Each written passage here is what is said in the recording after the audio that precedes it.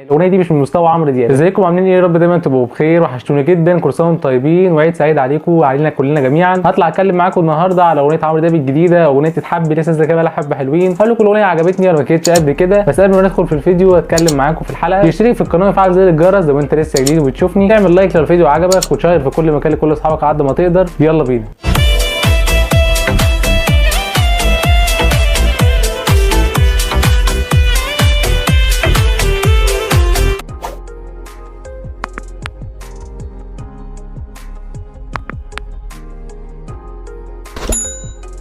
اغنيه عمرو دياب الجديده، اغنيه تتحبي. الاغنيه لسه نازله كده بقى لها حبه، وقلت اطلع اتكلم عليها واقول لكم رايي فيها. الاغنيه مبدئيا هي من كلمات تامر حسين ومن الحان وتوزيع محمد يحيى. الاغنيه كمان نزلت في توقيت غريب، نزلت ايه يعني على الساعه 2 او الساعه 3. احنا كلنا صايمين، فمش هعرف اعمل لكم طبعا ريفيو، مش هعرف ان انا اسمع اغاني، فده بيبقى صعب شويه. واكيد طبعا كلنا كده. عمرو فاجئني مره واحده بتنزيل الاغنيه. برده اغنيه الطعام نزلت في توقيت غريب قوي. انا بصراحه كنت مستغرب جدا، لقيتها نازله مش عارف الساعه 6 الصبح ولا مش عارف الساعه كام، يكون الساعه 7 بالليل، الساعه 6، الساعه 8 مثلا. وقت بجد كان غريب جدا من عمرو دياب. ما علينا بالوقت، انا هتكلم معاكم في الاغنيه مبدئيا ككلمات كانت لذيذه من تامر حسين. شايف ان هي اغنيه غزل دلع، ما فيهاش برده جديد، فيها دلع من عمرو دياب زي ما هو معودنا على اغانيه. طبعا اغانيه كلها الفتره الاخيره واخده نفس السكه. طبعا كل ده بجانب البوم مكانك، ده فيه تنوع في الموسيقى وكان فيه تنوع في كل حاجه. لكن الاغاني السنجل اللي عمرو دياب بينزلها بقيت بحس ان هي شبه بعضيها، سمعت زيها قبل كده لعمرو دياب. انا مش شايف فيها اضافه جديده الا بعض الكلمات. فكره الاغنيه لو انت تتحبي تتعشقي، في شويه معاني عجبتني في الاغنيه من تامر حسين، وشايف ان هي كانت في قافيه كويسه، كلمات كانت لذيذه. عمرو دياب غناها بطريقه حلوه. انا شايف ان اللحن كان كويس من محمد يحيى، الجمله اللحنيه كانت مظبوطه. شايف ان التيمه اللحنيه كانت 10 على 10. الكلمات والالحان كانوا كويسين. شايف التوزيع مكرر جدا. هي اغنيه بشكل عام انا سمعت زيها لعمرو دياب قبل كده. الاغنيه دي مش من مستوى عمرو دياب، ممكن اسمعها على فكره الفتره اللي جايه، بس مش بشكل كبير. في اعلى من كده، عمرو دياب مستواه اعلى من كده. وشايف ان هي اغنيه يعني عملها قبل كده كتير، وشايف ان هي ما فيهاش اي جديد، نفس الريتم،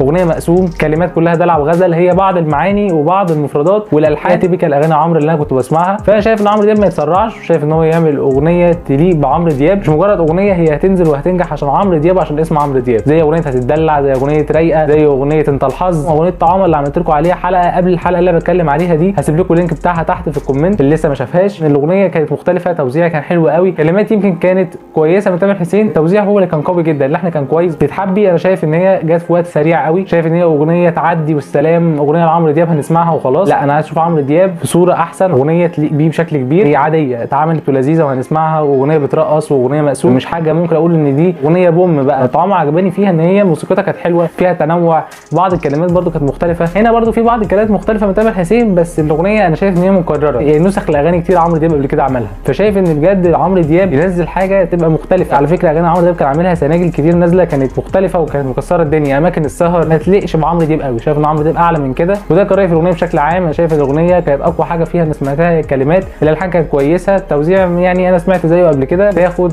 6 من 10. شايف ان عمرو دياب يعمل حاجه افضل من كده، عمرو دياب اعلى من كده بكتير، ويجي منه طبعا ان هو يعمل اغاني اقوى من كده. فانا شايف ان الاغنيه اللي جايه تبقى بوم جدا، وانا مستني حاجه هيت لعمرو دياب. اغنيه هسمعها ولذيذه وفاني، بس مش من اقوى اغاني عمرو دياب في تاريخه بالنسبه لي. التوزيع كان محتاج شغل اكتر من كده شويه، في اقوى من كده. محمد يحيى ملحن شاطر قوي. رايي الشخصي يا جماعه، ممكن واحد يقول الاغنيه دي جامده جدا، انا بحترم جدا رايك، كل واحد فيها ليه راي، ولازم احنا نحترم بعض. ما بقولش ان الاغنيه سيئه، بس بقول ان هي مش من افضل اغاني عمرو دياب، مش اغنيه هتعيش لعمرو وان انا ممكن ارجع اسمعها كتير بعد كده. انا هسمعها بس مش كتير. وده اللي كان عندي النهارده. لو انت تستخدمه وتشوف اشترك وفعل زر الجرس، واعمل لايك للفيديو عجبك، وشير في كل مكان لكل اصحابك قد ما تقدر. اشوفكم ان شاء الله على خير فيديو جديد. سلام.